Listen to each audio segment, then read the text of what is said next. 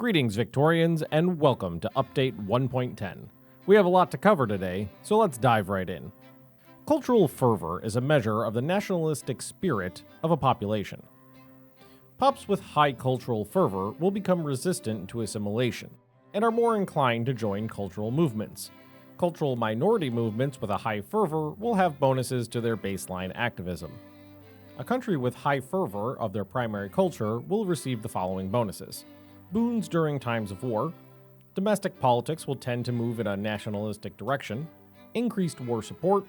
And with non-subjecthood citizenship laws, an increase in liberty desire gain. Those pops will be more likely to join a cultural majority movement, which will funnel them away from potentially more troublesome opposition political movements. This will put pressure on interest groups and increases the rate at which ethno-nationalist politicians can appear. By maintaining discriminatory citizenship laws, you can render the privileged sections of one's population politically inert. Additionally, AI countries with high fervor, primary cultures, will become more bold and aggressive when seeking to capture claims, seek independence from their overlords, or humiliate their rivals. And on the domestic front, the AI will be more likely to adopt a nationalistic political agenda. Cultural traits have seen a rework. In Update 1.10, the discrimination traits possessed by each culture has been standardized. By default, each culture now has two traits, a language trait and a heritage trait. These traits are contained within larger trait groups. In effect, this means that each culture now has 4 traits of varying relevance that will represent a culture's closer and more distant relatives. Tradition traits can be gained or lost in various ways, such as completing a journal entry. Religious traits have been updated to work in a similar way. For example, the Catholic religion now has the Christian trait, which belongs to the Abrahamic trait group. This system of traits and groups allows for laws to discriminate against cultures more or less based on their proximity to the state religion or state culture. The citizenship and church and state laws have been amended to incorporate this broader range of possibilities. In general, cultures with shared traits are more accepted. Obstinance represents civil disobedience and is distinct from turmoil. The level of obstinance generated by a movement is tied to its supporters, meaning that the most politically advanced sections of certain cultures or religious groups will tend to become obstinate first. Movements that have been made insurrectionary will also necessarily be obstinate, weakening the state in the build-up to insurrection. Movements can now have effects over borders. A movement becoming insurrectionary causes an uptick in activism amongst all movements in neighboring countries of the same type. For example, if a Polish nationalist movement in Russia becomes insurrectionary, the Polish national movements in Austria and Prussia will also see an increase in activism. These movements will also have an increased chance of spawning if the requirements are met and a neighboring country that has higher prestige than you also has that movement. The support separatism interaction is now unlocked by researching nationalism and increases pop attraction and activism of cultural minority movements in the target country. Ethnostates have bonuses to the strength of support separatism, and multiculturalism will be more resistant to separatism. Support separatism can be countered by expelling the diplomats from the country initiating it, suppressing the affected movement, or enacting laws which will reduce movement activism. The Promote National Values decree has been improved.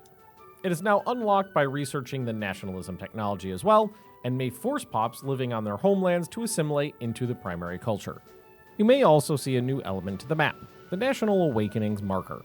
This marker will highlight the epicenter of a nation's national awakening, the point at which a nation's literary culture reaches critical mass, and catalyzes a rapid increase in national consciousness. A culture may have one national awakening per game, and this may occur when a certain culture hits 25 cultural fervor. This will catalyze the formation of a nationalist movement, increase attraction to cultural movements, and further increase fervor while it is active. As a multicultural empire, a subject having a national awakening is something you might want to keep an eye on. You may have already noticed earlier in the video, but we have a new citizenship law called subjecthood. This will be the new default law for most unrecognized powers and certain European countries that have not adopted the nation-state model. The new colonial slavery law will represent the current state of affairs that many European nations find themselves in at the start of the game, where they have officially banned slavery in their mainland holdings, but will maintain the institution in their overseas colonies. This will be active by default for countries like Spain, Portugal, Denmark, the Netherlands, and France. New narrative content has been added in for the Ottomans, Austria, Wallachia and Moldavia, and Montenegro. The Grand Collapse is a new journal entry for the Ottoman Empire, representing the dissolution of the empire following a particularly great catastrophe. The Grand Collapse becomes available if the Ottoman Empire has not successfully completed the Tanzimat. This journal entry serves as a timer to the demise of the Ottoman Empire. Its buttons contains options that may assist you in escaping the terrible fate that awaits you at the end of the timer. And as a side note, if the Tanzimat is not completed, the Ottoman Empire becomes a republic, which is incompatible with its continued existence as an empire. The Springtime of the People's journal entry has been updated. Once any applicable European country experiences a revolution from a movement that is either liberal or socialist, the Springtime of the People's journal entry will activate for all European countries that have researched egalitarianism. The changes made and additions to content is extensive, and we have outlined them all in the dev diary that we will link in the description below. Several cultures will now have national liberalism movements: German, Italian, and Yugoslavian.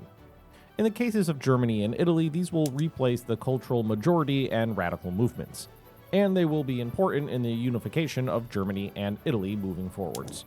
Greek journal entries have been updated if you have been thinking about Rome today.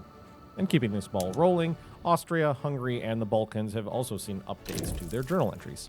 While you've always been able to change the theme and visual look of the UI in Victoria 3, now we have a new dynamic system which will automatically update the visual appearance of your game based on the country that you're playing. But if you'd like to choose the theme of your game and stick with it, you can always turn off the dynamic setting. And finally, there have been a number of map reworks. In Europe, you'll be able to find changes around Bukovina, Kosovo, Cilicia, Serbia, Slovakia, Vilnius, and Saxony. Heading down to East Africa, you'll be able to find changes around Oman, Zanzibar, and Ethiopia. And in Southeast Asia, you'll be able to find the changes around Dai-Nam, Cambodia, and Siam. All these changes will be included for free in the 1.10 update that is releasing alongside the National Awakening DLC. Thank you for watching, and we'll see you next time.